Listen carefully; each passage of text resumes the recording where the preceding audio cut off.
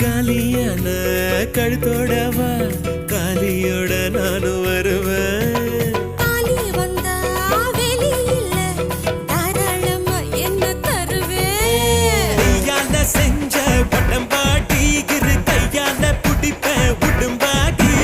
வாயால சும்மா பசப்பாத என் வயசத்தான் வெடியாக்கி கொளுத்தாத.